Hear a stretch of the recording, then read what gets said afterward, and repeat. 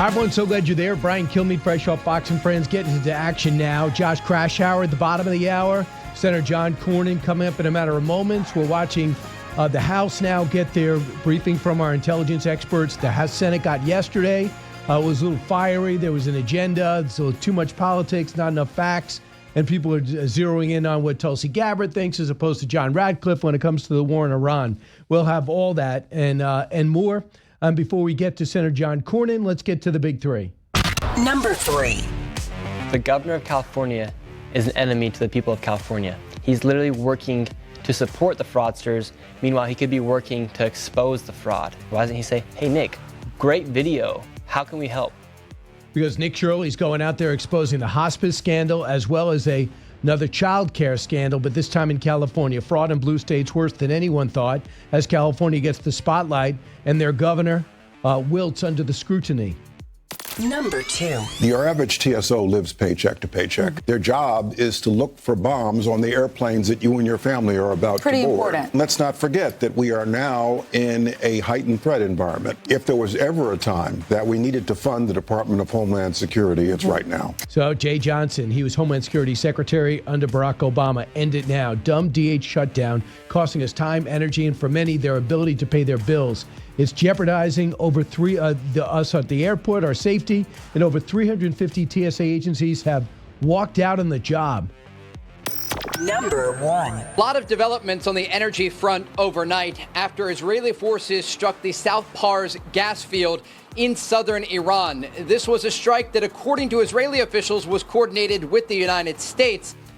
Maybe, but it doesn't seem like the U.S. was coordinated. Easy on the energy. Trump makes it clear to Israel and Iran, hitting gas sites is not good. We're going to see if they get the message as the Iran regime is experiencing a slow decapitation. And with us right now, he's on the Budget, Foreign Relations, and Intelligence Committee, Senator John Cornyn. Senator Cornyn, welcome back. Thanks, Brian. Good to be with you. I know you're in a big battle to get the nomination to keep that job for another 6 years. But in the meantime, what is your takeaway from the Intelligence Committee hearing yesterday? Well, I thought it was very enlightening. It reassured me that the president is doing exactly the right thing, eliminating the capacity of not only Iran to acquire nuclear weapons, but the ballistic missiles and even the reentry vehicles, which are a prerequisite to an intercontinental ballistic missile that could actually reach the United States. So I was very pleased with it, but I wasn't pleased with the fact that Democrats continue to defund DHS, including Homeland Security investigations, which Director Patel said was essential in fighting the homegrown terrorists that have popped up all across the country, including my hometown, Austin, Texas. Of course, and that guy came from New York, Senegal. He already had a criminal record here, but shows up in Austin, and your courageous cops took it down, or it could have been worse. Senator, let's go what you just said about DHS and the showdown. Sometimes it's complex and sometimes it isn't. This is not hard. You're basically trying to defund ICE, which is funded, not you, but Democrats. They've already gotten, right. I counted 5 things. No more Greg Bovino, no more Kristi Noem, no more roaming patrols. Now they're going to have some type of ID on their uniforms where that's 5 major things that the Democrats could say, hey, we really got a lot out of this, but they want more. What do they want? Well, they want to stop enforcement of immigration laws. I mean, this was 4 years of the Biden administration, open borders, and now President Trump has done what he said he would do, which was to secure the border, and is now in the process of enforcing the law. Brian, as you know, these are people who have either criminal records or who have exhausted all of their legal remedies and simply defied the law and stayed in the United States.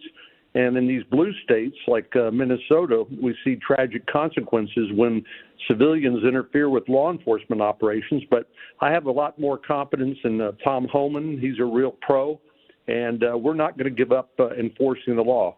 But they want you to they want the masks off, and they want judicial warrants. You were a former judge. They want judicial warrants before you take any action. Really? Yeah. That's not even practical. Tell us why.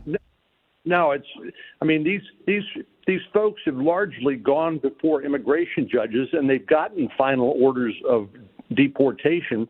So the idea that you have to go back to court and to prove a crime, which is required to get a warrant or at least probable cause for a crime, is completely irrelevant to an immigration proceeding, which essentially is a civil proceeding, not criminal. So it's just a pretext for making it harder and harder for our ICE officials and other law enforcement to enforce our immigration laws.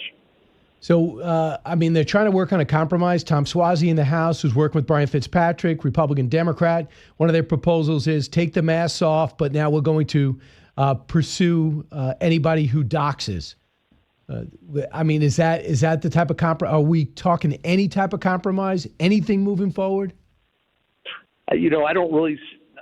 I think they just keep moving the goalposts. Democrats really don't want to solve the problem. They don't want to pay TSA agents, and they don't want to pay. They don't want to pay the other functions like FEMA and Coast Guard and Homeland Security investigations through the Department of Homeland Security. This is their. This is how they roll, and unfortunately, this is the second major shutdown, as you know, for this year. It's just unacceptable. So I don't know how long this is going to go on. So the looks like the administration is not denied. Pete Hegseth, the Secretary of War, just on television in his briefing, it looks like they're going to ask for $200 billion more for this, for a supplemental. I know you just hearing this just came out, but yeah. Do you think they'll get it? Well, the number keeps moving. Originally, we heard $50 billion, and then $100 billion, and then $200 billion. So I don't know what the number will ultimately be, but we definitely need to fund our efforts to replenish our weapons that are being expended in this righteous cause. And so I'm going to be supporting it, whatever the appropriate amount is. This is a lot cheaper than letting Iran get a nuclear weapon and engaging in a nuclear standoff. So I'll be supporting it. Is simple majorities in both chambers? Yeah. I think it could well require 60 in the Senate, but I think we can get enough Democrats to get that done. I want you to hear this exchange or relive it. John Radcliffe sparring with Senator Michael Bennett, who doesn't seem to have control of his emotions. Cut 8. President Trump has offered no credible justification for an imminent threat, no clear goals. Here's the most important thing. You mischaracterize this as saying there aren't clearly defined goals. The defined goals are very clear. Degrade and destroy the IRGC Navy Director, that could control the Strait. These are all defined goals that were set out specifically. The premise of the question is that... time back, Mr. Chairman. I can't get a word in edgewise. He won't answer the question, and then he's taking a minute of my time. You're both big boys. You can handle it yourself. Okay. What is he talking about? He's answering the question, and this guy interrupts. Senator Michael Bennett. These guys don't want to hear it. You've been briefed on this, Senator Cornyn, your entire career. You know the dangers of Iran. Why are they pretending that Iran all of a sudden is like Aruba that never had a track record of terror before? Yeah, I'm proud of John Radcliffe, our CIA director. I think he's exactly right. There are clear objectives, and we are in the process of achieving those objectives. But Democrats are really, I know we say this, but it's absolutely true. They just reflexively oppose everything that President Trump proposes. And whether it's standing up and to celebrate our law enforcement efforts and officials in public safety and not illegal immigration at the State of the Union, they take the side of the number one state sponsor of terrorism that's seeking a nuclear weapon and threatening its neighbors, the elimination of Israel, and who's been at war with the United States since 1979. It's reflexive. And I don't, it's Trump derangement syndrome, I guess. I know we've heard that all along. I guess I'm not sure how it ends. It seems as though Tulsi Gabbard and John Cornyn don't seem to be on the same page when it comes to imminent threat or consistent threat. What was your takeaway from Tulsi Gabbard's prepared remarks and the exchange that Tulsi had with John Ossoff? Yeah, I actually agree with the DNI, Tulsi Gabbard, on that. The job of the intelligence community is to provide the intelligence. It's not to preach the policy or determine the policy. whether something is or is not an imminent threat is not really something that the intelligence community, I think, is supposed to be providing. They're supposed to be providing the facts and the information, and then the policymakers, like the president, the commander-in-chief, can then make that determination. So I think she called that right. Here's your question to John Radcliffe yesterday on Joe Kent, the counterterrorism official who thought it would be great to resign and then go on a podcast. Cut 25.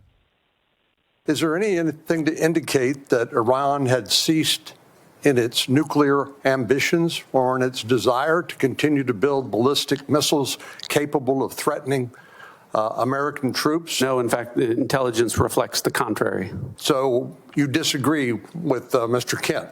I do. So why was that important for you to ask? Well, because I think, having held an important position at the National Counterterrorism Center, some people may say, well, this is a credible person in the Trump administration who disagrees with what the president's doing. But the truth is he's wrong. But I give him this, Brian. The right thing for somebody to do if they can't follow administration policy is to resign. But I don't like what he said on Tucker Carlson and some of these other folks that I think are terribly misguided. They are largely anti-Semitic, and it is very disturbing. But I'm proud the president has stayed the course. And one of the statements was, we're doing this war for Israel, which the facts don't line up. And Senator, even if you don't believe that, look at the timeline of events. We were going to hit 3 weeks before we did. Do you know why we didn't? Because the prime minister says, we're going to be targeted if you do that, and we're not ready. We don't have the interceptors. We need some time. So we pulled back on the date we were originally going to hit. If you want to be critical of the president on that, you could do that.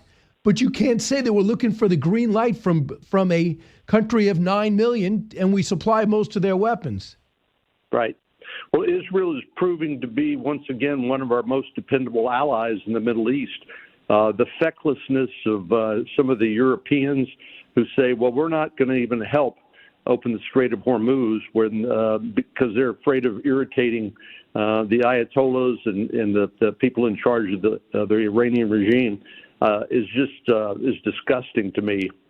These are supposed to be our allies who want us to help in places like Ukraine, and they won't even help when it's in their self-interest.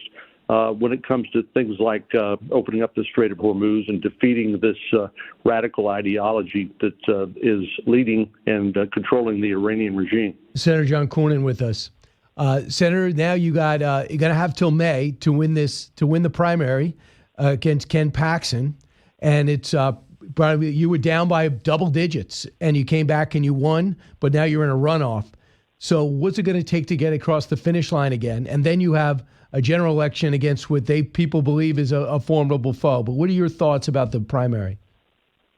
Yeah, well, I'm looking forward to running against Tallarico. He's proven to be the radical leftist that everybody thought he was, but kind of in sheep's clothing. But in the meantime, we're going to just encourage our supporters to get to the polls and vote.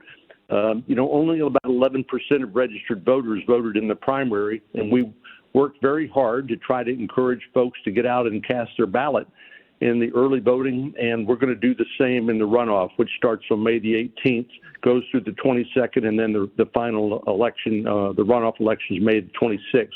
But it's a matter of simple arithmetic. But the big real message, Brian, is that I think a Ken Paxton nomination would jeopardize the Republican, everything we've worked for decades to build in Texas in terms of the Republican Party and Republican stronghold in a state that is the envy of the country because of our conservative leadership. And I don't want to lose that. I don't want to lose all of our good candidates down ballot, including 5 of the new congressional seats that the president's depending on to maintain the majority in the House. And so I think I can help, and I think Paxton would be an albatross around the Republican ticket in November. You've always been a great voice of reason, Senator John Cornyn, real asset, and best of luck in the primary. I hope you win. Thank you, Brian. Appreciate you. You got it. Senator John Cornyn. We're going to come back, and I'll be able to take your calls, 1-866-408-7669. We also see the House is now has the intelligence community. They're briefing the House Intelligence Committee right now. We'll bring you back with some of those recaps and how it might be different from yesterday in front of the Senate. You're listening to the Bryan Kilmeade Show.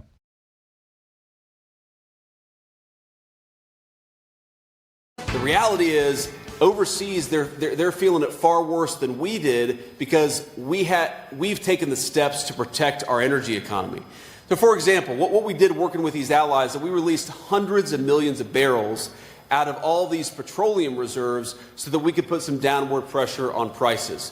We're working on a number of things. In fact, a couple of things that I think will be announced in just the next 24 to 48 hours. I don't want to get ahead of the president on that. So that is J.D. Vance talking the economy over in Michigan yesterday, and that's what he's going to be doing. J.D. Vance clearly is not on the same page as the president when it comes to Iran, but he's closing the ranks. And we have gas at $120 or $105 a barrel, so the market kind of tanked a little bit. Why? Because the Israelis hit a gas field, and a natural gas field, the largest in the country. Iran came back and hit Qatar's gas field. That was the other half of the largest in the country. So the market's down about 300 points right now. And the president said, hey, guys, knock it off. And here's why. When you hit energy, you're just bringing up the global prices. That speeds up the timeline in order to end this conflict, and we can't end it before we achieve our objectives. So to get that Strait open, to be able to protect the oil and gas from the Gulf states, that's going to be key. Now, if it gets to the point where Iran is trying to destroy and is successful with Qatar, Oman, Saudi Arabia, UAE, and hits their energy sector, the president will just wipe out everything. I mean, they will literally have not an oil well left. Because we have our way with the government, which has been almost totally decapitated. Word is, there's a sense of complete paranoia amongst the higher-ups that are left and not dead. The supreme leader's afraid to come out and show himself because he's got a foot injury, if I'm to believe it. Then you got Ali Larijani, who is actually running the country and taunting us. He's dead. The head of the IRGC, he's dead. The head of the Bashi's commanders, the top 5 are all dead. And I think thousands more. The Mossad is evidently, and we have the exchange, it was heard by the Wall Street Journal reporter, they are contacting the police commanders and saying, you're on the blacklist, you're going to die. Put down your weapons and start fighting for the people. And the comeback was, we're on your side, we just need your help. So my feeling is there's going to be a big story coming up tomorrow, Saturday and Sunday, the Persian New Year. They're going to celebrate outside. They were told not to. If the people come out and celebrate anyway, like they did the Fire Festival on Tuesday, that's going to be the beginning of a defiance, and it's a test period to see what is left of the inner workings of their secret police. And then, of course, if they do come out, we got drones looking at them, and we'll be able to take them out.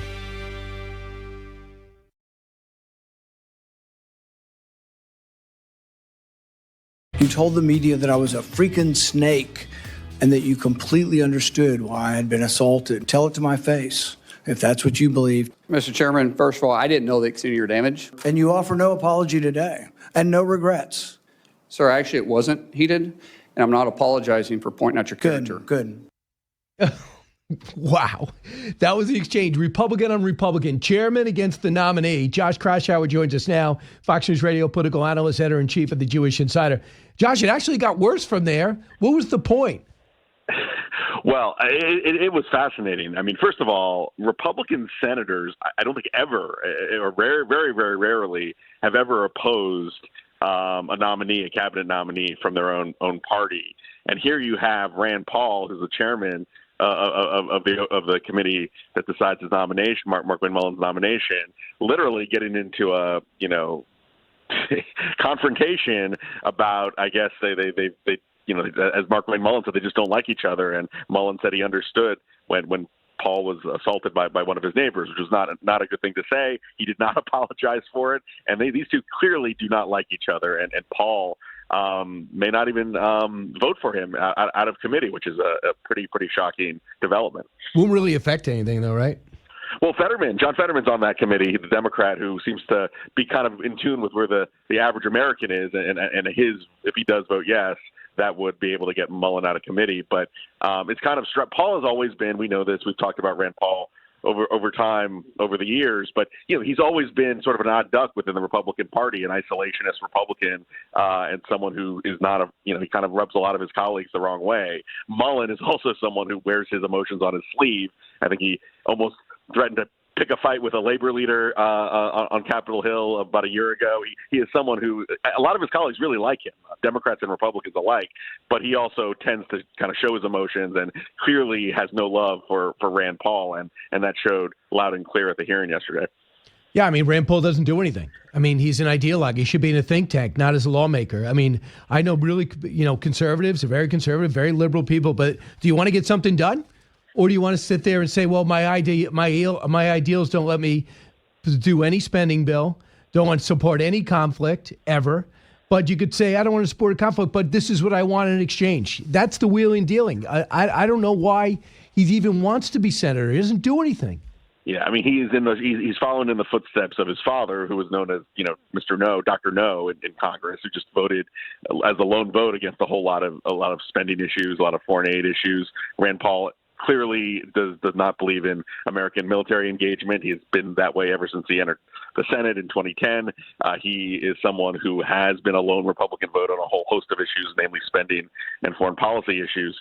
So this is nothing new for him. I think what's new in this case is you have the ideological disconnect, but then now you also have the personal hatred between Paul and what he displayed towards Markwayne Mullin at the hearing yesterday. I know, absolutely. So let's talk about, if we can, the Save America Act. So was there some give a little bit from Chuck Schumer about IDs specifically, or is that being overstated? Yeah, I think it may be overstated. I'm usually the optimist when I think there's some opportunity for bipartisanship and deal making in Congress. I just don't see Democrats fighting when it comes to the SAVE Act. You need 60 votes, first of all, so the legislative pathway has always been remote. It's hard to get anyone other than Fetterman, and I don't even know Fetterman's on board with the SAVE Act to get any legislation passed. And I think what Schumer has to reckon with is that voter ID is very popular. Democrats, Republicans, and Independents, when you look at polls, tend to support being required to show your ID when it comes to voting. There are other provisions as part of the SAVE Act that are, I think, a little more controversial, a little more polarizing. So there's that. And there's also the issue, which you don't hear a lot from Democrats, but it's one that I actually hear more from Republicans about, why are we spending so much capital on a bill that would federalize, essentially, election law? That's something that Republicans have always, conservatives certainly, have always been against. They were against it when Biden tried to, bring up this one HR 1, one of these big election rule laws from the Democrats' point of view that would have federalized a lot of election rules. Republicans have always been very adamant that this should be up to the states, and I think that's where things are going to end up because I don't see any chance of this passing. Here's Chuck Schumer yesterday, Cut 48. They are trying to dupe us, folks. They are trying to dupe America. They say, oh, this is just a voter ID law. Bull. It is a law that will kick millions of Americans off the voting rolls. Is that true? Well, I think that goes to show that he knows that the voter ID element of the legislation is popular, widely popular. So he's trying to kind of pivot to other issues. Now, one of the other provisions in the legislation would require people to show proof of citizenship.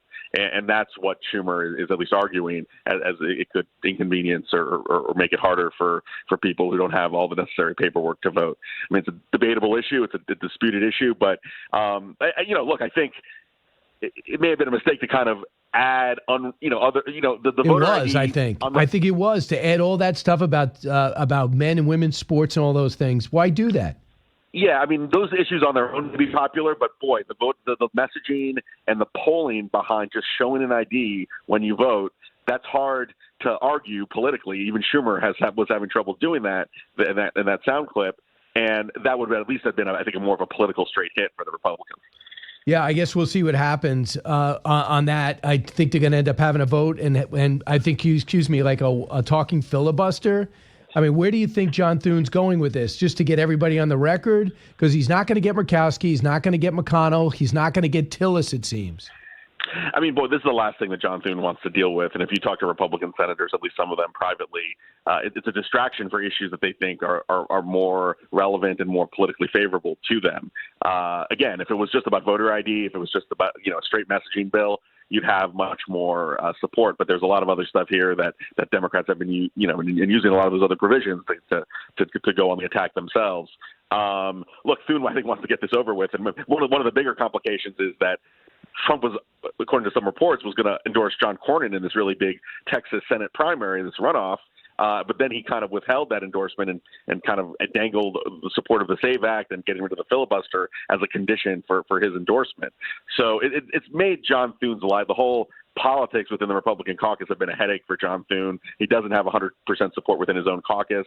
Democrats are actually going on offense on this issue more than they usually do.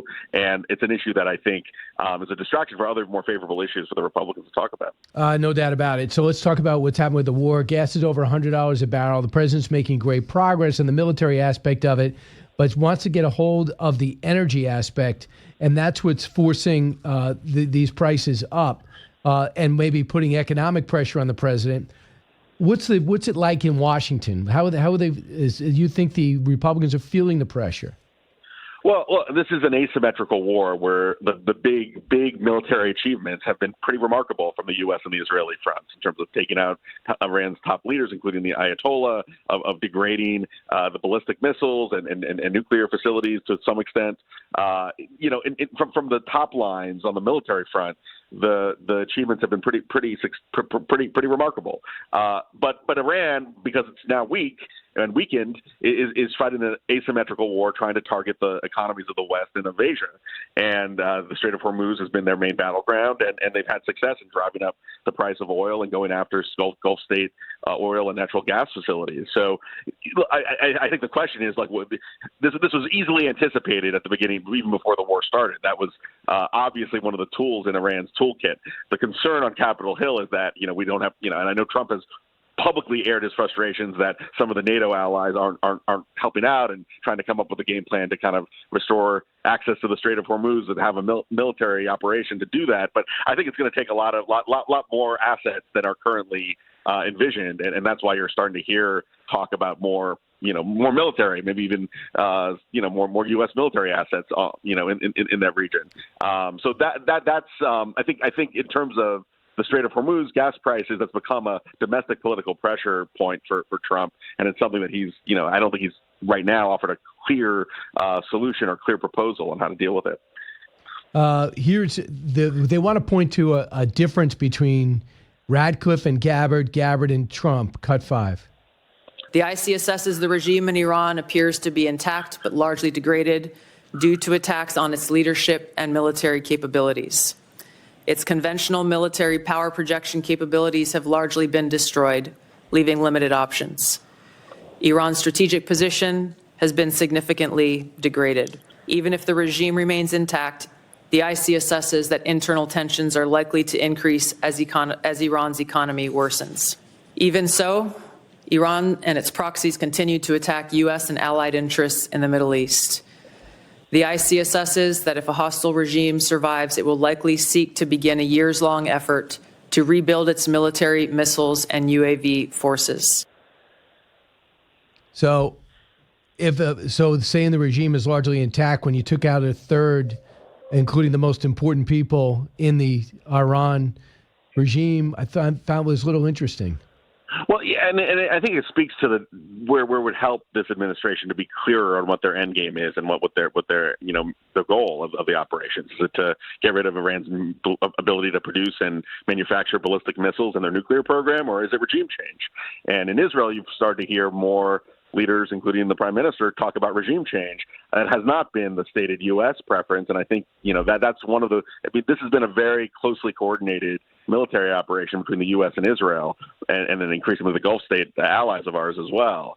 But you got to have to the public in America, but also in terms of your goals strategically, how long is this going to go on for, and what is the end game? I think what Gabbard is acknowledging, and what a lot of American military officials are acknowledging, is that the regime change will not be easy. This regime, even though they've taken out a lot of their top senior officials, the IRGC is very much still in place, still empowered, and still conducting military operations and attacking Israel, attacking the UAE, attacking all kinds of U.S. and Gulf state interests. So I think the big question is there an off-ramp at some point, and how long is that going to take? Or is the goal to get rid of the regime once and for all, and to really, that might take more time and more manpower, but it might actually lead to a much better result in the end. I mean, I would probably not say imminent threat. I would say persistent threat that was only going to get worse. That'd probably be the language I would use.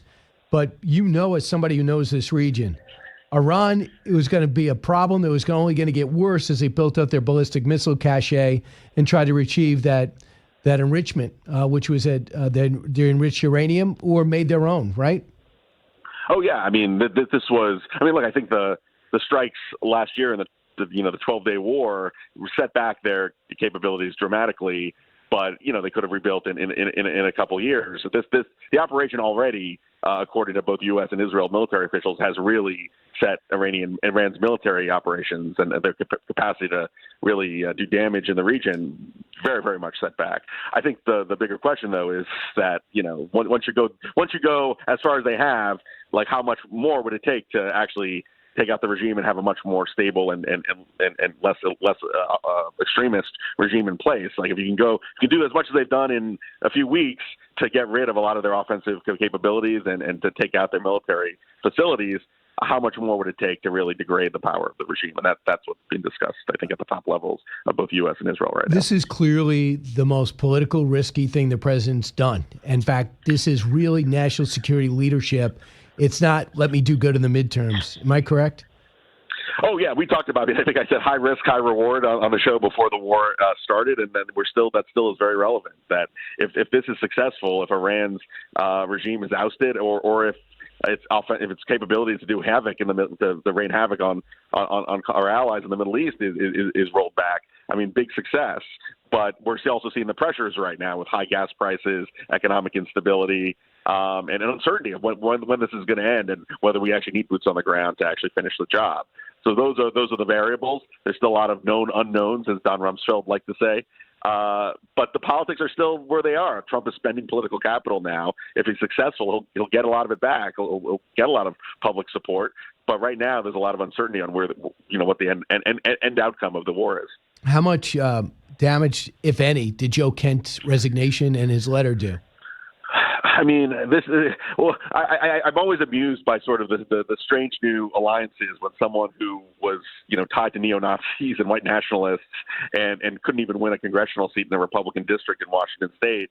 And when he ends up, coming out with this letter, resigning and blaming Israel and blaming the Israel lobby, and it was filled with all these anti-Semitic tropes, and yet all these Democrats started to say, "Hooray, hooray! Joe Kent is a truth teller." I mean, the reality is that this guy never should have had that role in the intelligence office in the first place, and now he's being hailed as a hero by kind of the usual suspects. But part of that shows how deeply partisanship has kind of consumed a lot of Americans, that he was one of the bad guys when he was nominated for the position, and now he's one of the truth tellers, according to Democrats now. This guy's always been a bad apple. He never should have been appointed to that position in the first place, and now I think the Trump administration has seen the mistakes that they made when they initially appointed him, nominated him. Yeah, and how much damage does he do going on a podcast afterwards? Yeah, I mean, we now know, according to reports in the media, that he was leaking sensitive information, apparently, and that he's under FBI investigation. This is not a person who should have been trusted with sensitive national security secrets, and this is a mistake. I think one of many in terms of staffing, like, that matters. Having good personnel matters. I think that's one of the challenges, and there are people that are leaking and people that are in the case of Kent, apparently leaking actual sensitive military intelligence or private intelligence. So, I mean, this is a big mistake, and now he's being treated as a hero when he should be treated as a pariah politically. No doubt about it. Thanks so much. Josh Kraushaar, interesting times. Thanks so much for joining us. Indeed. Thanks, Brian. Back in a moment.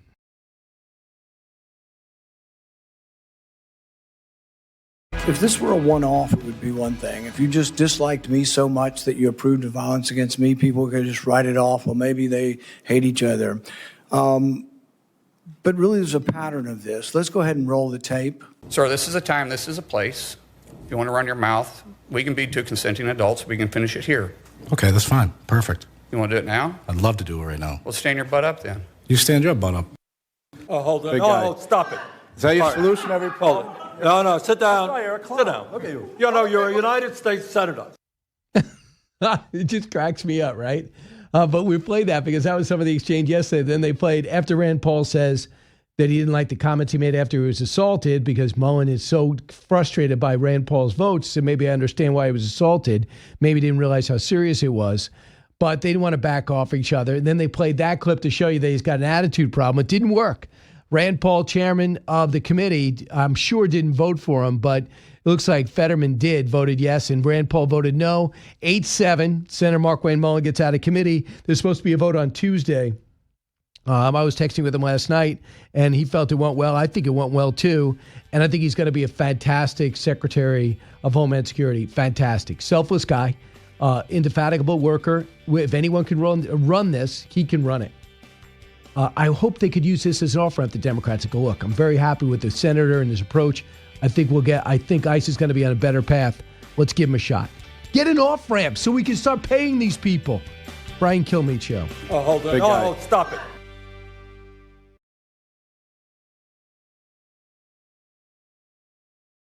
Marc Thiessen, I know when you were with the the Bush administration, you wrote speeches, wrote a book on terror. You knew about the danger of Iran. You did not need to be briefed by John Radcliffe in a skiff. Why do you think so many on the left are having trouble understanding that this is indeed a persistent threat?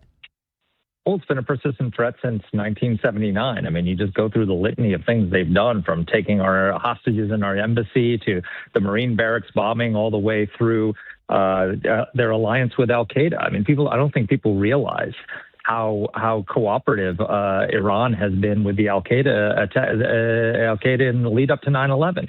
It was Iran that trained Al-Qaeda to blow up our embassies in Kenya and Tanzania. Al-Qaeda didn't know how to bring down buildings. And it was Iranian operatives that trained them how to do it. And then they brought down the World Trade Center soon after that. And to this day, right now, the leader of Al-Qaeda, Saif al-Adel, who is the successor of Osama bin Laden and Ayman Zawahiri, is living in Tehran. And there's an Al-Qaeda cell that's been operating there. They escaped from Afghanistan, went to Iran, and have been living there, working there, moving money, moving operatives, training inside Iran. So it is the nexus of both Sunni and Shia terrorism against the United States.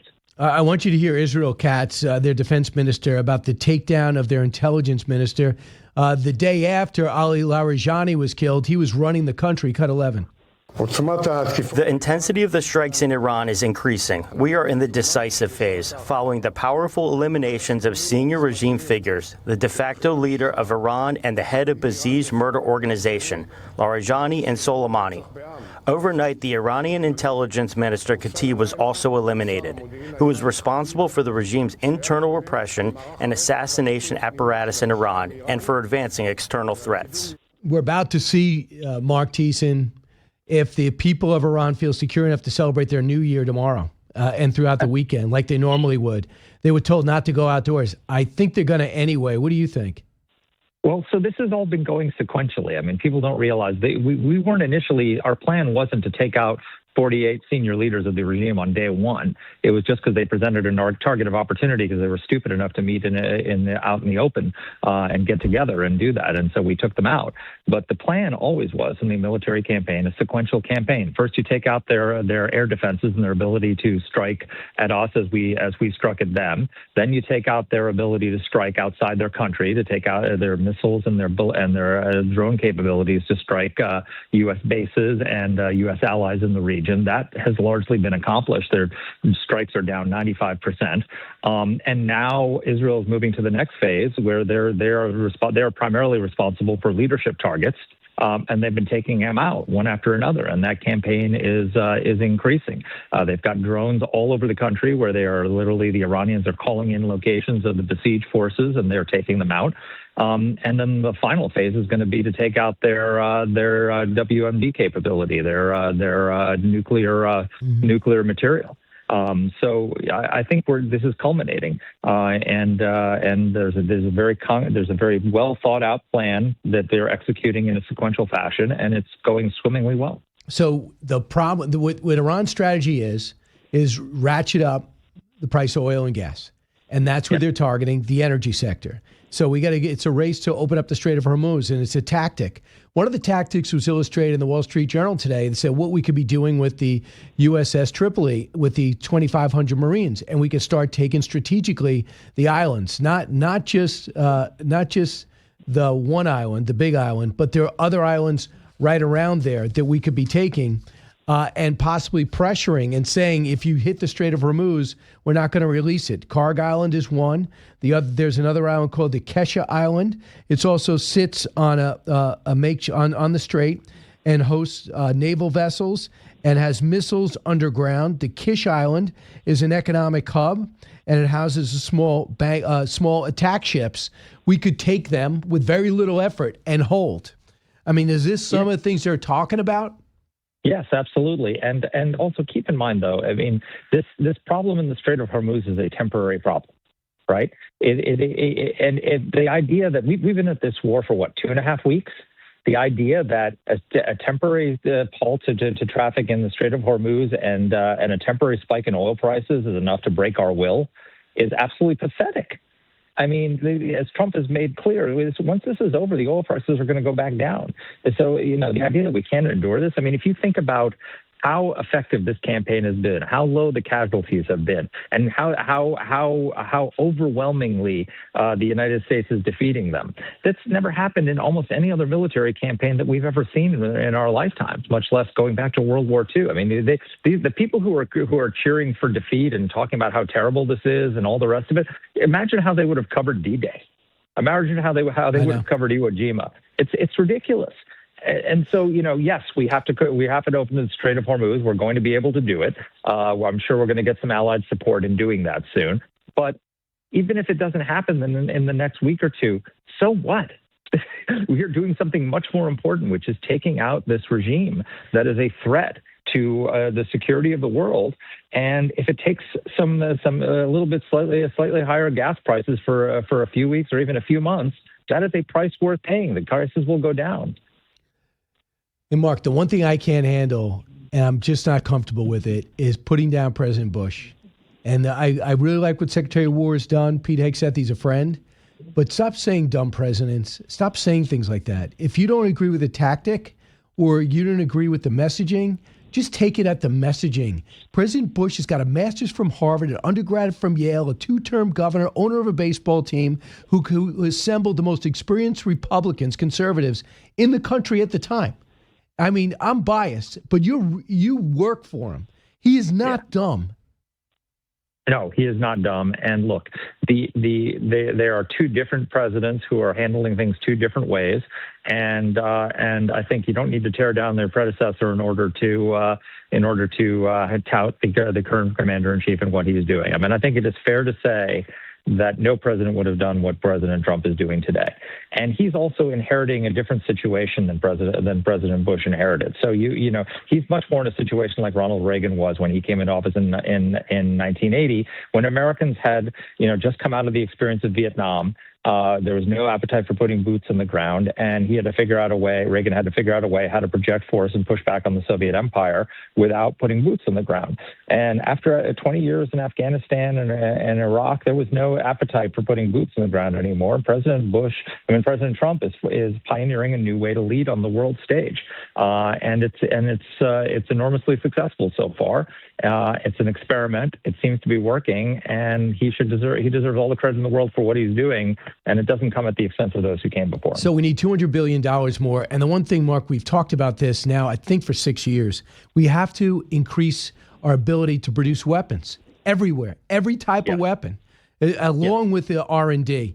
And we're still dealing with this problem, and our allies are impressed with our stuff. They want to buy it. This is a for-profit thing we're doing. What's it going to take to up our manufacturing? Because I'm the only one who realizes this. Yep. So a couple of things. Number one, we need to take advantage of the manufacturing, the defense industrial base that Ukraine has built. So, for example, there's a shortage of Patriot interceptors out there. Why don't we give Ukraine a license to produce their own Patriot interceptors, and as a price for that license, we get 25% of everything they produce. So Ukraine can produce its own Patriot interceptors, doesn't have to depend on the U.S. stockpile for it. And not only will they not depend on our stockpile, they'll actually contribute to the stockpile by giving us back, thousands of interceptors that they can produce themselves. Another thing that we have to take advantage of is the advances in 3D printing. There's a company out in Los Angeles called Divergent Technologies, which can produce Patriot interceptors, Tomahawk missiles that normally take weeks and months to produce. They can produce them in days. Because they use 3D printing in order to do it. They started their company doing chassis for Bugattis and other supercars, and they've now turned it into military technology. You could speed the production of all of these missile defenses and offensive weapons by a scale of 10. By going to 3D printing. So there's lots of ways to do this if we're creative about it. I would hope so. So how much damage, if any, did Joe Kent do with his letter and his resignation?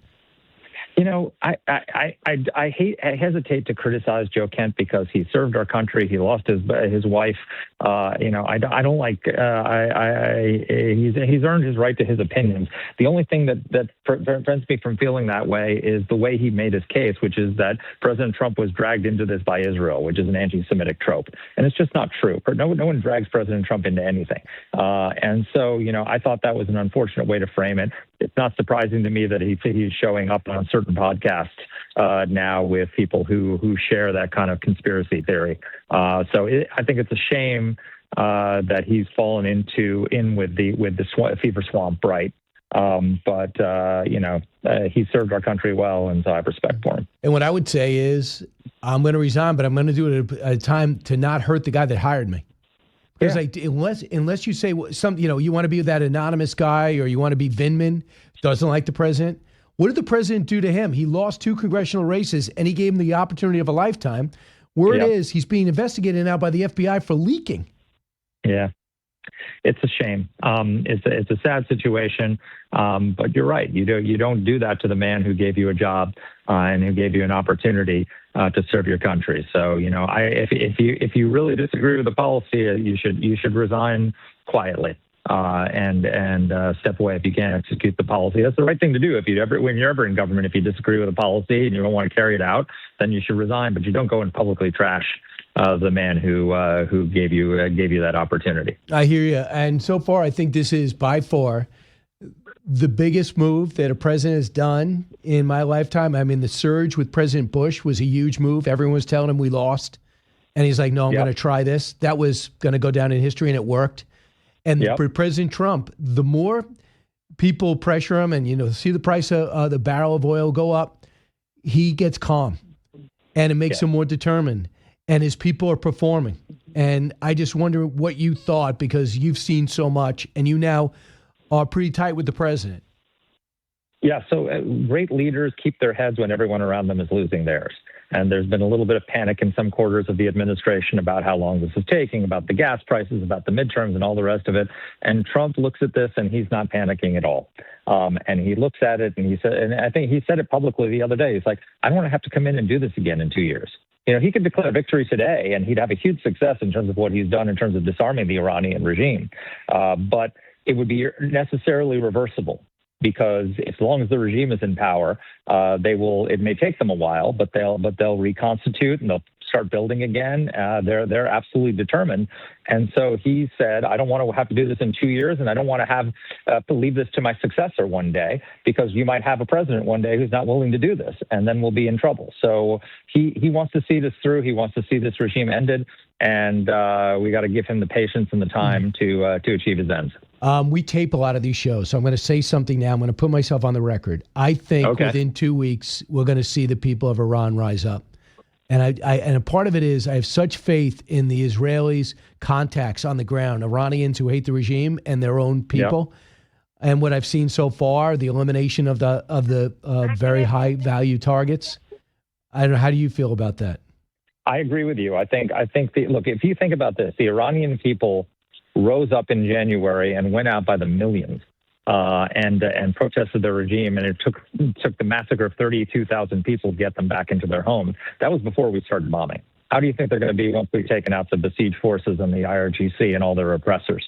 I think I will go on record with you as saying I think the Iranian people are going to rise up and take back the country. All right. Well, got it. Marc Thiessen, thanks so much. A very consequential time. Appreciate it. He's with AEI, Washington Post columnist, and Fox News contributor.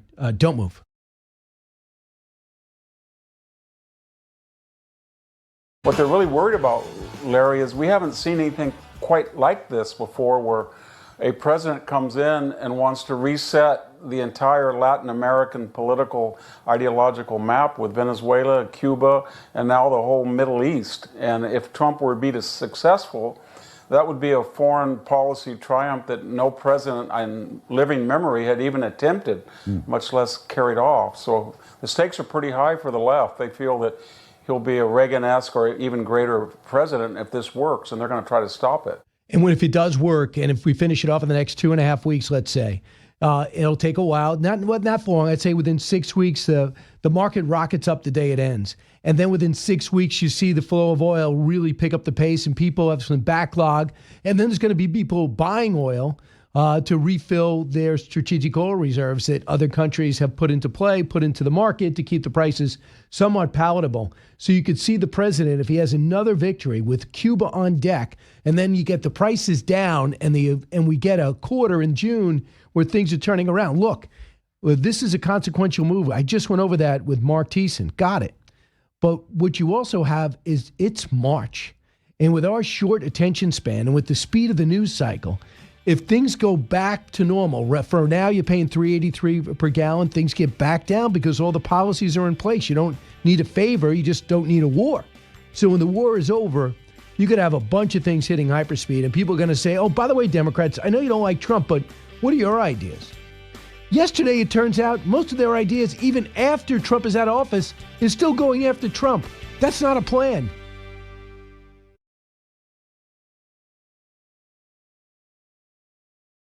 And also as a Democrat, that I made me the only Democrat that refused to shutting our DHS down.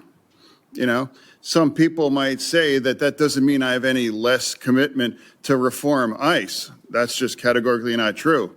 But it's a strange devotion. I don't understand why you would shut the entire agency down just because you want those kind of reforms on ICE that has absolutely no impact on ICE and doesn't force any of those things. I refuse to do that, and I refuse to punish those union members that are working. And that is a very sensible Senator John Fetterman. And he wants to actually fund the government. Can you believe it still? Bryan Steil joins us now, chairman of the Committee on House Administration, Republican. Congressman, what do you think about the senator? Why aren't there more common sense Democrats like that? Or are there ready to jump over and just fund this thing? This is not your grandfather's Democratic Party anymore. You have one Democratic senator there who's willing to say what is common sense and makes sense. The rest is just radicalized. The idea that Democrats in the United States Senate are willing to shut down the Department of Homeland Security and put at risk our Homeland Security, and then not pay TSA agents who they're requiring to show up for work, shows you how radicalized the Democrats have become. It's absolutely essential that we break through this logjam. We fund the Department of Homeland Security. We pay these hardworking Americans. And we protect the United States of America. And the fact that the Democrats continue to do this is incredibly dangerous and reckless. So I don't know if you've noticed, but your colleagues, Brian Fitzpatrick, Tom Suozzi, are trying to do a compromise bill. And one of the things they have when it comes to masks, take off the mask, but pursue doxing with criminal charges. And I don't know where they stand on judicial warrants, but they already got a lot. Have you heard about this? Yeah, there's a lot of conversations. The administration put forward a letter just the other day that lays out exactly what they're willing to do. And I think there's a lot of support for this, making sure that there's, for example, body cameras, that individuals can be recognized by a badge number.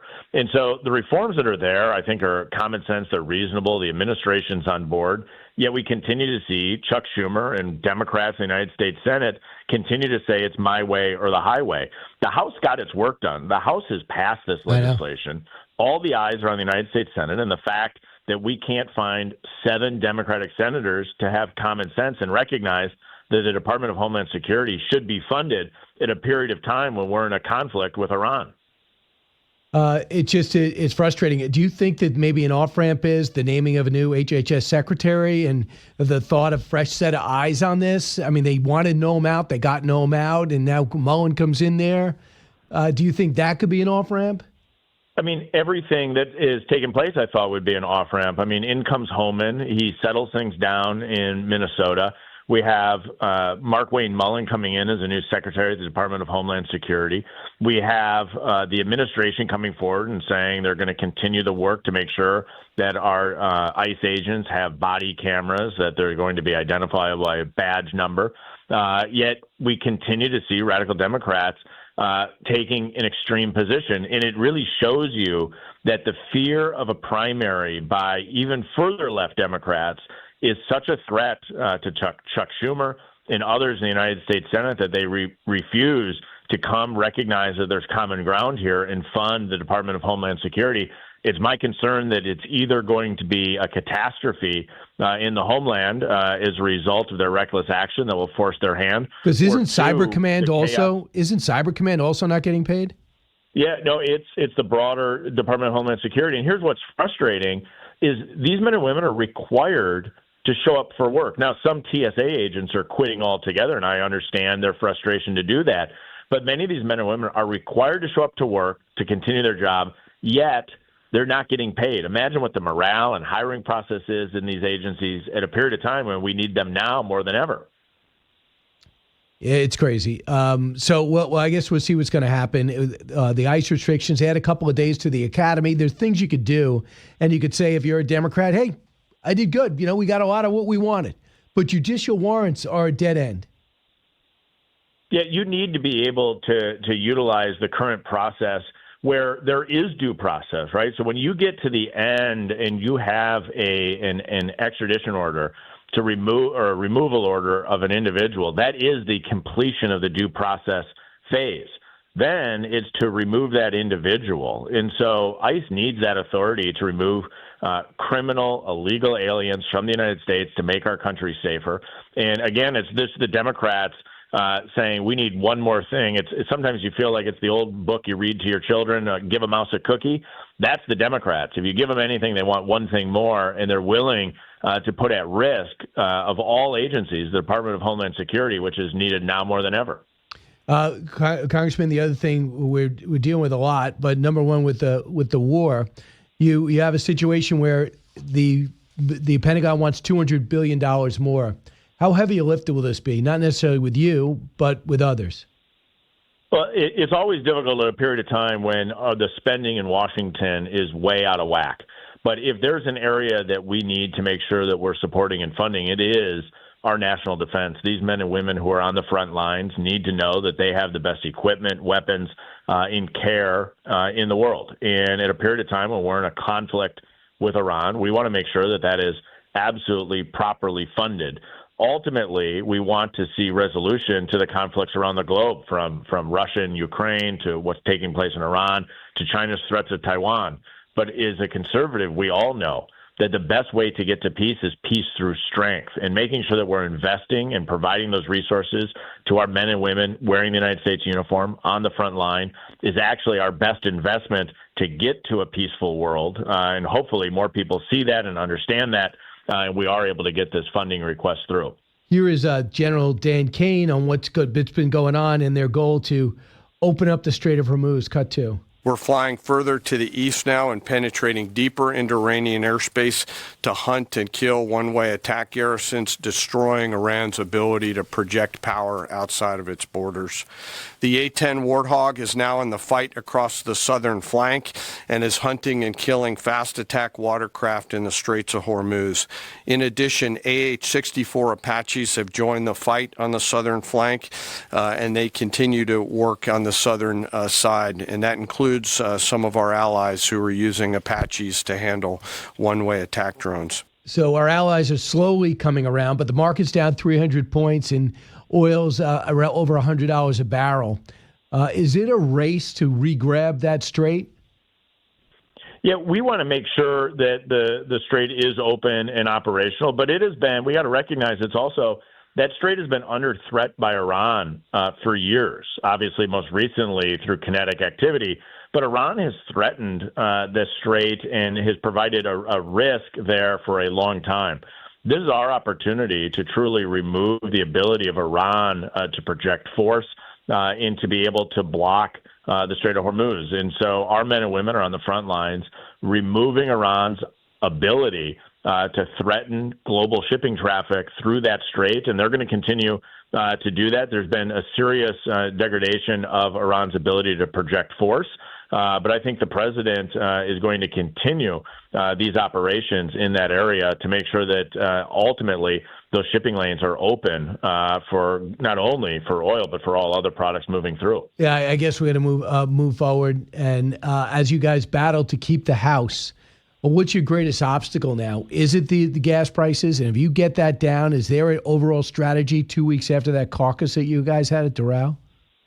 Well, I think what we're going to see is the policies that have been implemented by Republicans over the course of the last now 15 months, but all the way through the election, are going to actually continue to bear fruit. Now, there's a temporary aspect here where oil prices have gone up as a result of the activity with Iran.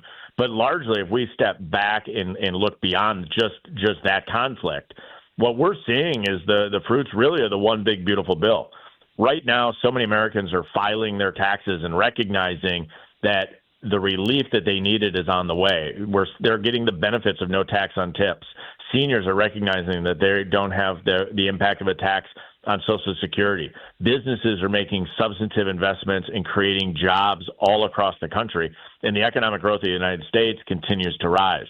And connecting those reforms and those policies back for voters is going to be essential. The same way we're going to have to talk about the importance of how we successfully secured the U.S.-Mexico border in a way that Democrats and those in the legacy media told you was impossible. We've had great success under the first 2 years here, the second Trump administration. And I think the voters are going to recognize that and reward Republicans at the polls. All right, Bryan Steil, thanks so much, Congressman. Thank you. 1-866-408-7669. We'll have that, the latest news from the Intel hearings, as well as a look at what's going on in the war. We had a press briefing a couple of hours ago from the Pentagon. We'll bring you back some of the highlights. You're listening to the Bryan Kilmeade Show.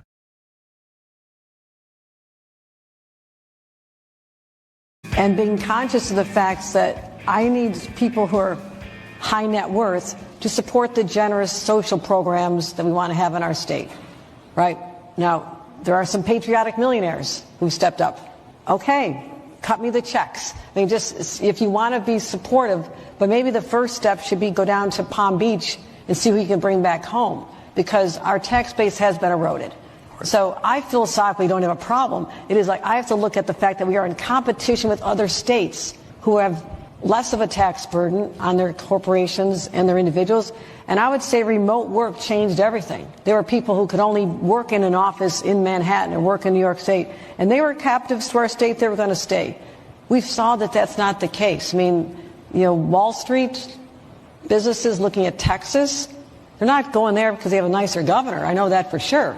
But they're going there because of the tax rate. We have to be smart about this. But we can fund what we want to fund with what we already are taking in.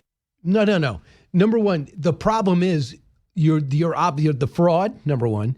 Number two is the amount of things you're funding. And so what you want to do is you jack up the rates on corporations so they move. You jack up the rates on successful people so they move. And then you tell landlords they can't raise rent so they go out of business.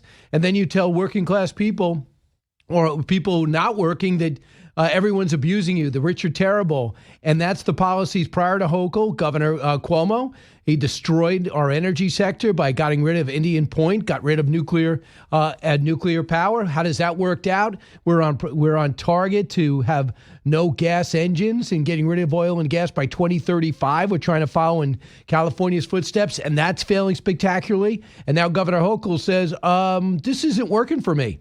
I cannot possibly go by this energy sector, this abandonment of fossil fuels. And look at the utility costs.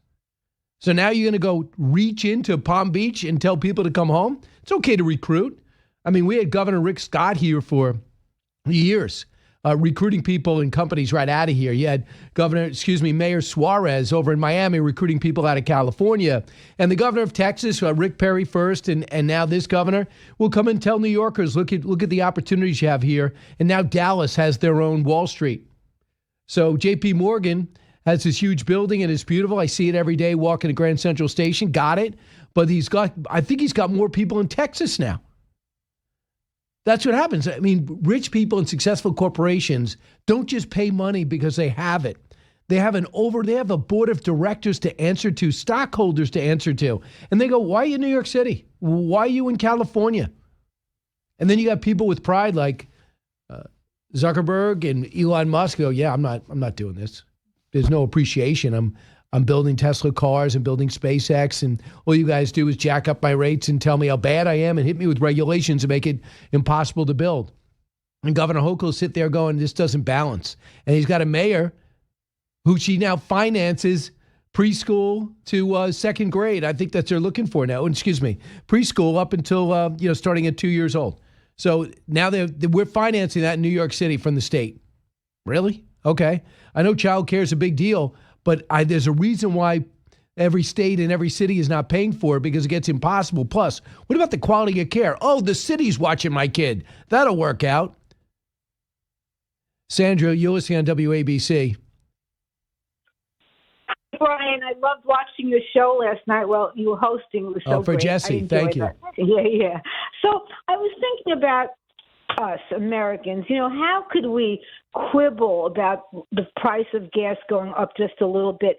When I think back of World War II, Americans sacrificed so much. They gave up gas, they rationed food, they were separated from their husbands for long periods of time. That was a lot of sacrifice. So to me, give up a little bit inconvenience with the price of gas going up for a short time to get rid of an evil regime, there's no question in my mind that I support Donald Trump the whole way through this. And I want you to know, just my own little victory garden, when I have to buy a few little groceries, I now take my bicycle. It's healthier. Yep. I'm doing my little, whatever to show Donald Trump I support you, and it's only temporary. So people should get over this. When I hear every day, Well, Sandra, yeah. I mean, I know what you mean, but if people are paycheck to paycheck, they go, well, something's got to give now. I understand it. The president's got to continue to explain it. He's talking 4 or 5 times a day. I think he should keep it up. The other thing that I don't understand and I can't explain, and the TSA, what they're doing with TSA and cybersecurity and everybody else, not Coast Guard, and not paying them when you're not paying them a fortune anyway, that I have no patience for. But back to the war for a second. I want you to hear Brian Hook, former U.S. Special Rep for Iran, who they put a bounty on his head because he was in on the killing of Soleimani.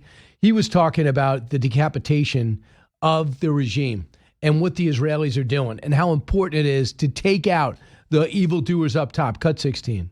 They are decapitating the Iranian leadership. They did that to a degree during the 12-day war. And now in this conflict, they're going to have an even longer runway to, I think, address the people who are behind the government that is the world's strongest supporter of terrorism. And we could have a post-conflict sort of scenario where the Iranian regime is largely at peace with its neighbors, not by choice, but because they have no other option, because they have been demilitarized. That would be great, but I'll tell you what, the Gulf states said they're never going to forget. They said the relationship will never be the same. If Beijing came and cut a peace deal right over Joe Biden's head in 2023, and Beijing, and they called the Beijing deal, we've seen Tehran and Saudi Arabia, got it. They said, okay, let's agree not to attack each other. They said, fine. And guess what they're doing? Attacking each other. I mean, that's who Iran is. So, cut 17 is more Brian Hook. President Trump is trying to avoid two things in a post-conflict scenario: chaos and occupation. And one of the lessons that we learned from Iraq is that if you destroy everything, it's total chaos that follows. And we don't want Iran to look like Sudan or Syria or Libya or Iraq. And so I think the plan right now is to ensure that a lot of the institutions that could be important in a post-conflict scenario are stable. Yeah, and that's his hope. He really knows his stuff, too. I wouldn't be surprised if he's back in the administration. Listen to the Bryan Kilmeade Show. Don't forget to check out my YouTube page at YouTube at thebryankilmeadeshow.com.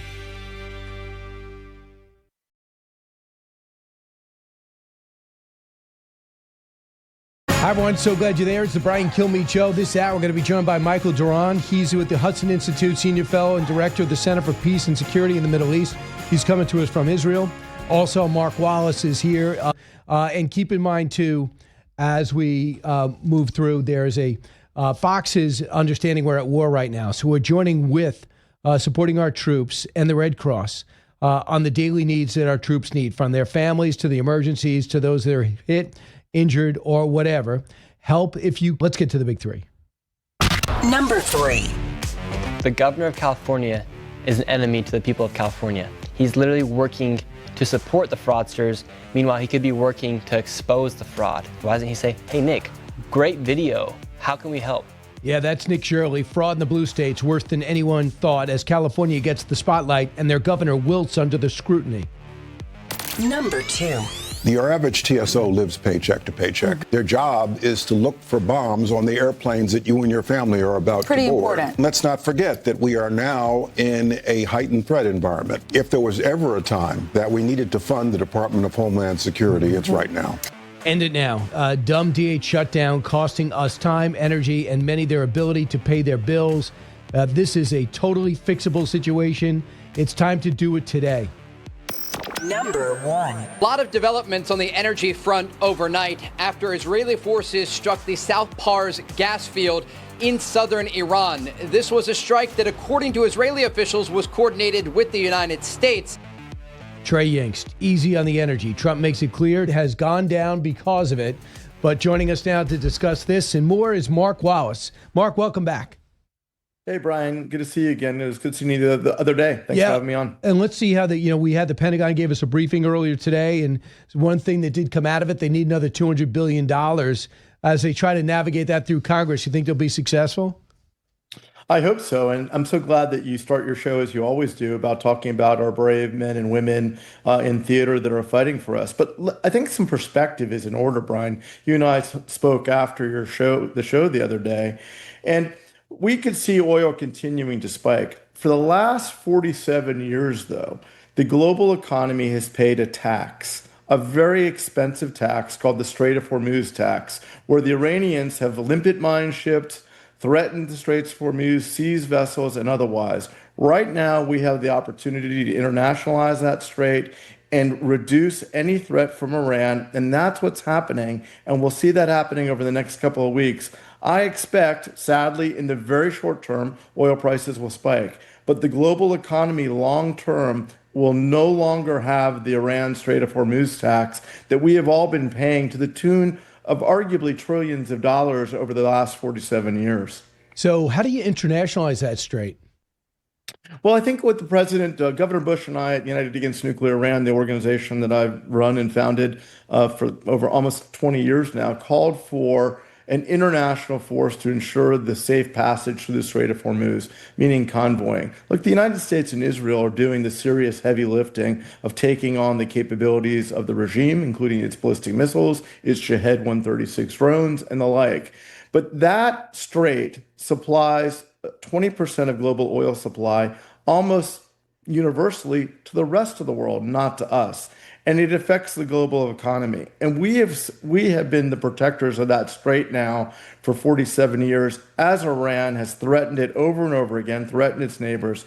It's time for some of our European and Asian partners, frankly, who continue to have very old minesweepers in their navies, which are wooden-hulled boats, Bryan, to help us in that convoying process. Because when we secure the straits from attack and provide that air cover, convoying is the next step, and that will be the internationalization of the strait. But you're more worried about drones, aren't you? No, I think it's a multi-layered risk that is all fully manageable. When you look at the air combat air patrols that will be there, our anti-ballistic missile weapons, our drone weaponry, and including the Marines that are coming on the Tripoli. Those Marines and others are going to deploy into a convoying context. We have significant technologies to arm convoys and defend against strikes. And as Iran continues to expire, if you will, its offensive and defensive capabilities, that convoying will get safer and safer. And frankly, the tax that the global economy has been paying for 47 years will decline and decline. And I believe that you'll see oil prices plummet. Do you think, so Russia's helping Iran with targeting. Has that the reason why we see Kuwait, Bahrain, UAE, Oman, and Qatar being hit significantly, and we see our offices being hit in Saudi Arabia, CIA office or initially? Do you think it's helping a lot? Yeah, the strike, thankfully, the strike at the embassy compound it's reported to include the CIA station in Riyadh, was relatively minor, thank God, but still it's a strike. Look, I think all these attacks were predictable. These war plans have been on the books for a long time, were very well vetted, and are somewhat predictable. And look, you never want to see attacks, Bryan, and our men and women and our allies in harm's way, but they were predictable and they are certainly manageable. Russia is classically playing a double game. And look, that's one of the reasons why I'm a robust supporter of supporting our friends in Ukraine against Vladimir Putin's Russia, because he is not our friend and he plays a double game. And remember, it was Iranian drones that were raining on Ukraine and Europe, supplied by Iran to Russia. And now Russia is supposedly returning the favor by helping with some targeting opportunities for the Iranians. Although command and control of Iran's defenses is getting diminished by the day, Bryan. Yeah, I mean, it's amazing. They're taking out 1/3 of their leadership, let alone how many died in June on the original 12-day war. I want you to hear what Tulsi Gabbard say and see if you could sign on to this. Cut 5. The ICSS's the regime in Iran appears to be intact but largely degraded due to attacks on its leadership and military capabilities. Its conventional military power projection capabilities have largely been destroyed, leaving limited options. Iran's strategic position has been significantly degraded. Even if the regime remains intact, the ICSS that internal tensions are likely to increase as Iran's economy worsens. Is that a diagnosis you would give? I think it's pretty accurate. I mean, you're already seeing an incredibly weakened Iran. And look, we started your show talking about 47 years of Iran projecting this tigerish power and putting a tax on the global economy, spreading terror around the world. That's over, Bryan. And either this regime is going to fall or it's going to be fully diminished in such a way that it can no longer threaten us. And no longer in the short term, we're going to see some oil spikes, but in the medium and long term, we're going to see a much more reasonable flow of oil and frankly, other material through the Strait of Hormuz. So Iran's in trouble, Bryan. Marc, Marc Wallace is our guest, former U.S. ambassador to the United Nations. But Marc, you've seen these drones up close. You have one of them, one of the one-way attack I've got to drones. bring it on the show. I want all your viewers to send an email. We need to bring it to Fox and Friends, Bryan. Right. Have a Shed 136 in studio. So do we have, I know what Ukraine has developed to stop the Shahed drone. So, and they have offered help. They're in the Gulf states right now. Their experts have fanned out. I give them tremendous credit, being that they're under siege on a daily basis. Do we have what it takes to knock these down and to find them? What are your sources telling you? Yeah, I mean, I think you should think of, Bryan, you're a student in history. You and I have talked about it before. It's like the V1 buzz bomb, the buzz bomb that rained on London a long time ago where the Germans were launching this. It's not the case of one drone. When hopefully you see this thing, it's a big, sinister looking aircraft. But imagine 12 to 15 of them coming from different directions, and it requires different technologies and techniques to bring it down, while also ballistic missiles are coming down. As fewer and fewer drones are coming in and ballistic missiles are coming down, we have a higher success rate in eliminating them all. So you should think of it as almost a group swarming weapon to try to overwhelm defenses. And the Ukrainians have been heroic and have used technology and ingenuity to bring him down. We probably don't need as much help as it appears, but I am proud of the Ukrainians offering that help when we see some of our other allies running for the tall grass. Right, and it looks as though NATO's coming around. Mark Rutte is getting them, sobering them up. Is there anyone that you know that has the naval assets to be a true help? Because I've had people write me and say part of the reason why the Europe is not stepping up is that they're trying to save face because they can't. They don't have the Navy. Well, the irony of this, Bryan, is that what we really need is a fairly discrete technology. If we can use ships to convoy, which is a very specialized Navy doctrine, and European Union ships and allied ships, which frankly are the old style minesweepers, which are wooden hull, we don't have any of those in our arsenal anymore. We have littoral combat ships and we have helicopters, and we don't want to take our destroyers and other things offline from engaging in offensive capabilities to engage in convoying. So there are still wooden-hulled minesweepers inside the European Union, and there's a little bit of an irony that they're that antiquated, but that they can be useful so that we can use our best, most expensive technology to bring the fight to the Iranians. So I think that the Europeans, our European NATO allies, and some of our Asian allies should step up. And the initial response, and look, people's egos get wounded and there's national pride at stake. But I think the European Union response was initially childish. They benefit dramatically and overwhelmingly from the free flow of commerce through the Strait, and they should step up as part of this convoying exercise. And Mark, they know the problem. When they get together and talk about security dangers and worries, it's always Iran first. Even when the Iraq War was going on, it was always Iran first. Look, think about it. Afghanistan, they were enemies to Taliban. As soon as we went in there, they were friends with the Taliban. They were enemies enemies to Iraq. As soon as we went in there, they start infiltrating into Iraq. And that's the story. They take hostages from Germany and Britain, and they humiliate them. They make them pay cash, as Joe Biden just did. So this is what I just find maddening. And they're upset we didn't brief them. Security reasons has a lot to do with that. But number two, they should get over it because we're doing them a huge favor. No doubt, Bryan. And look, I just was at the Munich Security Conference. Please forgive me for being there. And the Europeans were outraged that they want us. And look, I'm a devoted Atlanticist, so in full disclosure, and I am devoted to supporting Ukraine. But they asked us to help defend Ukraine because our allies are right on the border of Ukraine, and they were receiving incoming from Vladimir Putin. Ukraine is not part of NATO. NATO is asking us to help with their friends. It took until January 29th of this year for the European Union to even designate the IRGC. Where were they in supporting us on Iran for all these years? They've been very slow to the dance. And look, history will show to our allies across the Gulf that when push comes to shove, the only military and the best friend that you can have is the United States and Israel. And I think our European Union allies, NATO allies are starting to realize that, and you see them scrambling to try to deploy whatever naval assets they can that can actually help with this convoying exercise. And Mark, now leaders who run for office in Germany and France and England can actually say, we have to build up our military. We have to be able to defend ourselves. Before, there was hardly, there was all this pressure on their social programs. But now they got to say, if you want to run for office, and I'm sure every leader wants a strong military, but they don't think politically it's possible. Now it's necessary. So President Trump is actually helping them right now.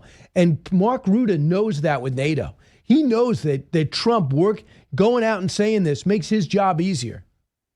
I'll go back to Munich. I was on stage with my friend Radek Sikorski, who's the foreign minister of Poland, probably the strongest foreign minister in Poland and a great ally of the United States. And he's been angry at the United States on a variety of things. And he said he has to give President Trump credit because now you're seeing NATO allies starting to defense spend. The Poles have been spending nearly 5% on NATO spending for some time. You saw MERS in Germany talk about spending much more. Look, I have mixed emotions about Germany's defense spending, but you should see the Brits do much more.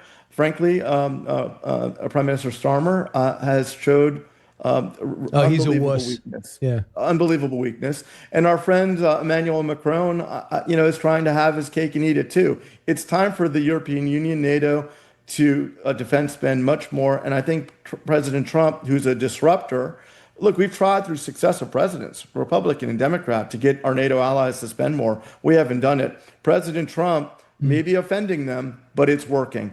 and they have a long way to catch up, and it's time for them to step up. All right, Marc Wallace, just real quick before we go, there's going to be a Persian New Year. Been asking our guests this, and they come out in Iran and they celebrate. They were told not to. Do you think they will? And do you think they're going to get a sense of what's left of that Gestapo security force? Bryan, there's one thing I'll tell you. I'm very close to a lot of Iranians. We can say don't celebrate Persian New Year or do celebrate Persian New Year, but the Iranians, one way or the other, will celebrate Persian New Year because they are so devoted to it. They're a prideful people, and they will celebrate it knowing that their abusers, murderers, tormentors, and jailers are being hunted as we speak and literally living in tents and hiding under underpasses. So the Iranian people, one way or the other, will be celebrating, and they're going to be celebrating the demise of their murderers. All right, Marc Wallace, thanks so much. Appreciate it.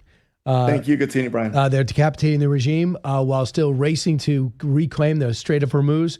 We have it all on the Bryan Kilmeade Show. Don't move.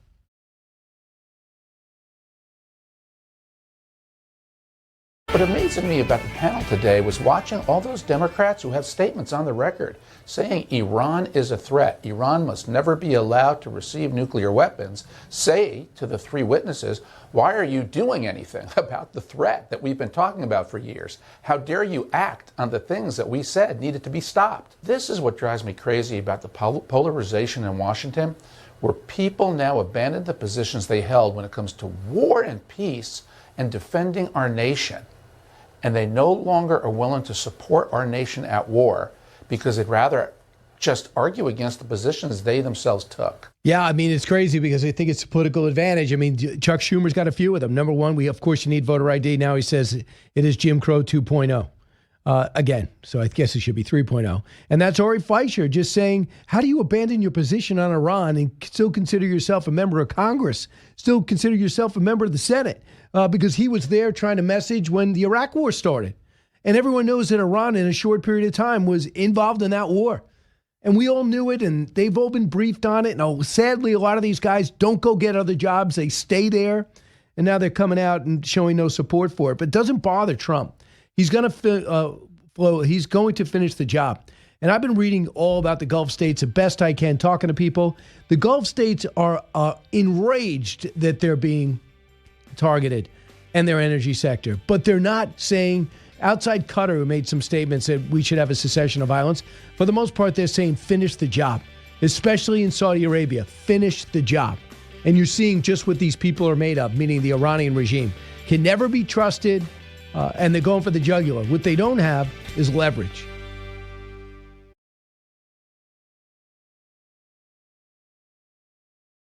Why are we helping Israel prosecute this war if they're going to pursue their own objectives? We hold the cards. We have objectives. Those objectives are clear. We have allies pursuing objectives as well. And the truth speaks for itself. I mean, President Trump was very clear about that. Iran has weaponized energy for decades. Israel clearly sent a warning, and POTUS has made it clear, very clear. Iran knows when you hit Karg Island and you hit military capabilities on Karg Island, which is the only thing we hit, we can hold anything at issue, anything. The United States military controls the fate of that country. Iran has the ability to make the right choices. It should not, going forward, target Arab allies, Arab countries, trying to create pain, the pain that they created themselves. Yeah, looking at the war right now in day 20, there's a lot going on. A big success, but the only offense Iran has, I mean, their army's not moving anything. They're not having any military success at all. It's going after the energy sector of our allies, going after our bases, which are having almost no effect. So I was with Dr. Nazi Moynihan, and her husband's a big-time real estate guy. She was born in Iran. She's got direct contacts there. She's talking about what's happening on the ground. Cut 22. We are militarily very, very close. All the objectives have been achieved, and there are more targets to be hit. But with the firepower between the Israelis and the Americans, I have no doubt those will be hit also. So she's got real good contacts. She actually has contacts of who the ones we got to take out, and that Israel is, and our CIA is doing just that. With us right now is Michael Doran. He is the Hudson Institute Senior Fellow and Director of the Center for Peace and Security in the Middle East. Michael, welcome back. Here we are in day 20 What has been the biggest surprise for you, a guy that knows this region as well as anyone? I was a little surprised by the. First of all, thanks for having me back. Great to be here. I was a little surprised by the decision on both sides, on the Iranian side and then on the coalition side, to hit the energy infrastructure. I was expecting, like everyone, you analyze the coming war according to the way the last war went, and both sides last June were careful to avoid those targets. But now we definitely have this. The other thing that I'm surprised by, not totally surprised, but I'd say in a way almost impressed, is the staying power of these missile and drone teams of the Iranians. We have to recognize it's a very serious tool they have, a very serious capability. And despite all the decapitations that have gone on, including this week, Larijani was decapitated. The Americans and the Israelis have incredible penetration into the Iranian system. And yet the Iranians built redundancies and secrecy so that these missile and drone teams can continue to operate even in these very difficult circumstances. And I guess the launchers is going to be key. There's about 420 and they've knocked out about 300. But every time they launch them, they blow them up. So that's a bit of a risk when it comes to missiles and rockets. The drones are more, but they're trying to get into the manufacturing of the drones as well as the drones themselves. And I guess we're going to see if they're able to reconstitute, or are they just going after their current stocks? Well, they can. The thing with the drones is they're the most difficult because the teams can be very small and highly dispersed. You can put together an Iranian drone in a garage, and then you can launch it off of the back of a pickup truck. And the drone factories, the Iranians have drone factories outside of Iran, in Tajikistan and Belarus and so on. So ending once and for all the supply of drones and the manufacturing of drones is very difficult, as is seeking down the teams. But what we can do is go after the backbone of the IRGC. That's one way to destroy them. The coalition is doing a good job of putting the entire regime under pressure from lots of different directions. But the center of gravity in this war are the missile and drone teams and their stockpiles. And when we want to decide if we're having a decisive victory or just a victory on points, we have to follow what's going on with that. That's more important than anything else. There's going to be some tactics and decisions to be made. We made a decision to get rid of the all military hardware at Karg Island, but there's other islands in the area. And the question is, when those Marines come to town, do they take these islands? They'll have it. It's not going to be Iwo Jima. It's going to be very little fight. The question is, do you take them and hold them? Because they have energy assets. They also have drone teams. They have missiles in caves. I'm talking about the Quishon Island, Kish Island. Do we begin to pressure that way? I think all of it goes back to what I said just a minute ago about the missile and drone teams. You can't have an amphibious landing into Karg Island or Keshem Island while those missile and drone teams are operating at the level they're operating at now, because our Marines will be sitting ducks. So we have to degrade them more or destroy them. And we have to also push all of the Iranian forces along the coastline opposite those islands back, 80, 100 kilometers, something like that. So there's a lot of work to be done before you can do that. Now, if we got to a point, Bryan, where the Marines could actually take Karg Island, that's basically the end of the war, because Iran then, 90% of Iran's oil goes out from that terminus. So we actually control the economy of Iran. That would be a wonderful ending, but there's a long way to go, because first we have to break the back of those drone teams. So, Michael, you think if you take that island with missile defense along with it, we have it, it's portable. There's the Ukrainians have pioneered a way to take down those Shahed drones. If we land with Marines with some missile defense, I mean, that should be enough to take Karg Island. I always think it's just a decision by the president. Well, look, if part of it is also they have the Iranians all along the coastline have anti-ship missiles.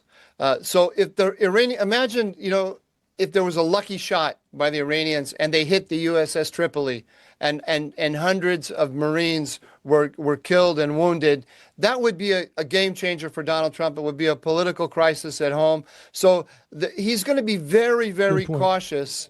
He's going to be very cautious before he brings landing teams through the Strait of Hormuz, either to Keshem Island or onto to Karg Island. The question is, we're winning, absolutely winning, no doubt about it. And if the president stopped the war right now, Iran would be bleeding badly. I mean, they started this war, their economy's in a total shambles. They're not coming out of this better in any way. But we're in like round 5 or round 6 of a 12-round fight. And the question is, from the Iranian point of view, what they're asking themselves is, can we hold out long enough to cause economic pain by holding the energy supplies of the world hostage, and can we force the Americans and the Israelis to run down on their interceptors, and thereby force Donald Trump to go to a ceasefire before he really deals us a knockout blow? It's a question of time. If Donald Trump thinks he has the time, then we're going to wear them down. We're going to defeat those missile and drone teams, and then we're going to win the war decisively. And Michael, it's a question of, even with your great context, it's impossible to know exactly what's going on the ground and how weak the besieged are, right? And if they are truly weakened, right, these commanders are weakened. So I'm not going to say I know either, but I'm just reading everything possible, trying to go on all the Arab websites I can through translation. And it looks like the besieged commanders have been hit hard, and they are freaked out at the higher echelons of the Iranian government if they're on the blacklist and if they're going to be killed next because of the scope of people and the magnitude of people we've taken out. I think we might find out tomorrow with the celebration of the Persian New Year. They were told not to go out and celebrate. But if they do and there's no blowback, what message does that send would-be protesters? Oh, totally. I mean, this could break in a moment. You and I don't know. We don't know. There's no way that the leadership of Iran is as confident as it is attempting to portray itself when it's in front of the TV cameras. I mean, you think about, the Israelis took out the head of the besieged this week. His name was also Soleimani. He had 10 top commanders around him of the besieged, and they were in a tent because they knew that their facilities had all been destroyed or would be destroyed if they met in them. So they were meeting outside in a tent, and the Israelis knew where they were. So we're hunting them like animals. They feel it. It's got to be degrading the morale of their drone and missile teams. Absolutely. I think if the president can hold on, then we will break their backs. I hear you. Here's the chairman of the Joint Chiefs of Staff, Dan Kane, on the breakdown today on a press conference you may have missed at 8 a.m. Eastern, cut 1. U.S. CENTCOM remains on plan to achieve our military objectives and remain unrelenting in our pursuit of Iranian missile capabilities, UAV capabilities, and their Navy, and as the Secretary said, their industrial base. Each day we continue to attack deeper into Iranian territory. As reported by U.S. Central Command yesterday, the U.S. military dropped 5,000-pound penetrator weapons into underground storage facilities, storing coastal defense cruise missiles and other support equipment. These weapons are bespokely designed to get through concrete and/or rocks and function after penetrating those barriers. And you don't drop them unless you're aiming for something that you know is there, right? And a lot of people think it's where they're building or storing the drones. And the key word he said there was coastal defense. So they are laying the groundwork to give the president the option to bring the USS Tripoli and whatever other ships he wants to bring through the Strait of Hormuz.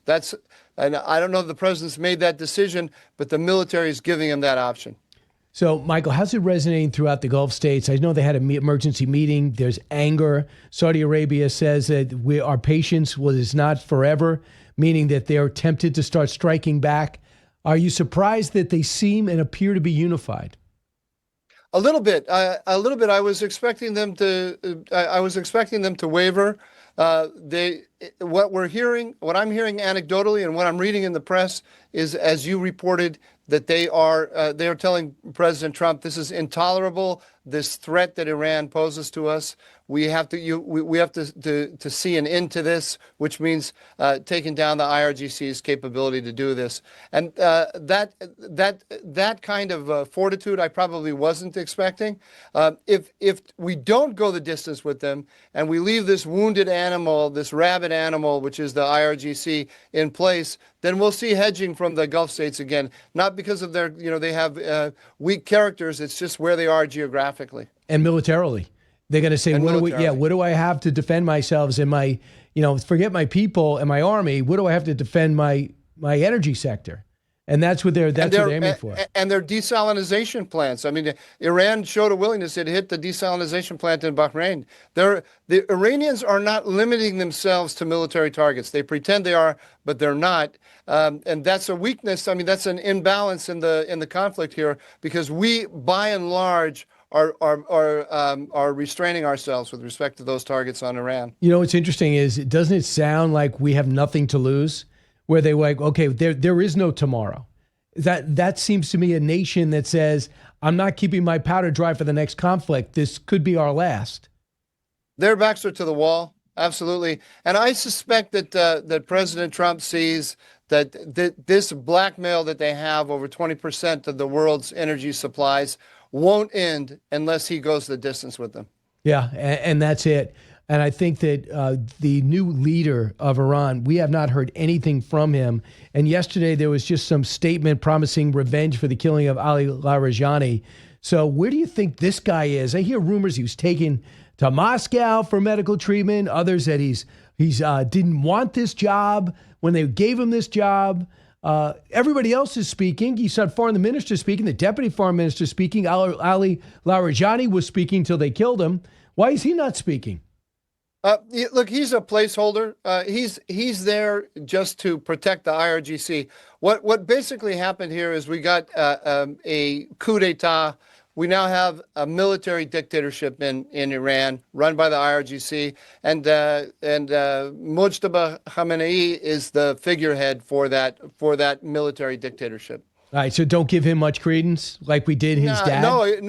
No, except that his hardline statements are crucial. This country is now closer to North Korea than it is to the other Gulf states.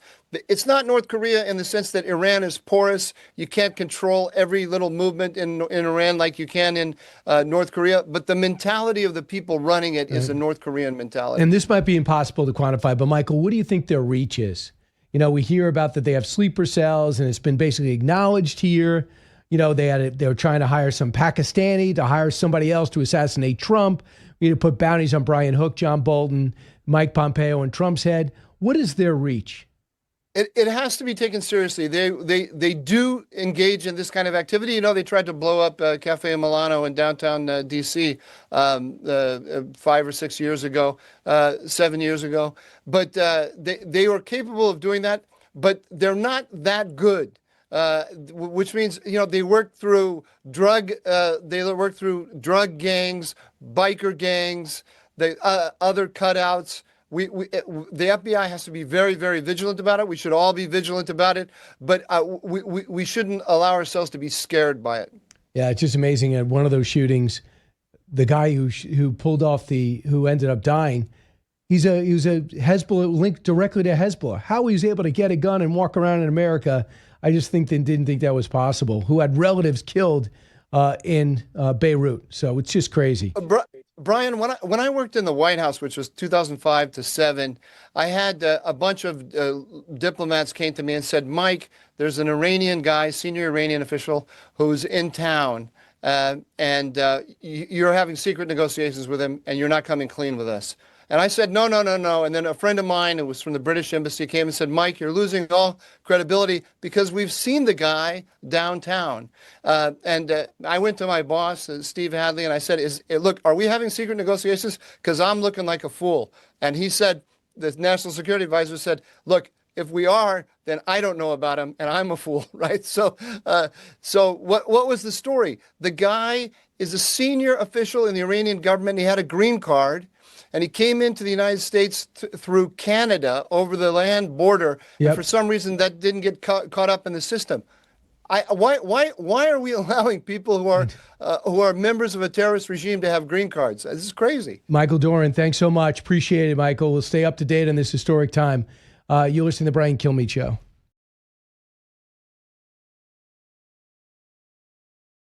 I think the TDS, I think that's the leader right now. Right now our party is governed by the TDS, and now it's made it virtually impossible without being punished as a Democrat to agree something's good, or I agree with the other side. So that is Senator John Fetterman. He does not have TDS. I think he appreciates Trump. But like he said, he wanted reforms to ICE. I think that's a normal guy. That's a guy that's there to get something done. Senator Markwayne Mullin got out of committee. He's en route on Tuesday to become the official next Secretary of Homeland Security. He's going to get stuff done. So he says, there's some things that we could do different, maybe extend some of the training, but it's no reason to keep the government shut down. When Joe Manchin left and Kristen Sinema left, they lost a lot. If it wasn't for Fetterman, we'd really be in trouble as a country. Hey, if you want to hear highlights and see highlights from the show, go to youtube.com/@theBryanKilmeade I got highlights from radio and everything else I'm doing, including my features on Fox Nation. It just started, so don't blame yourself for not subscribing, but go to YouTube. Hi, good night, everybody.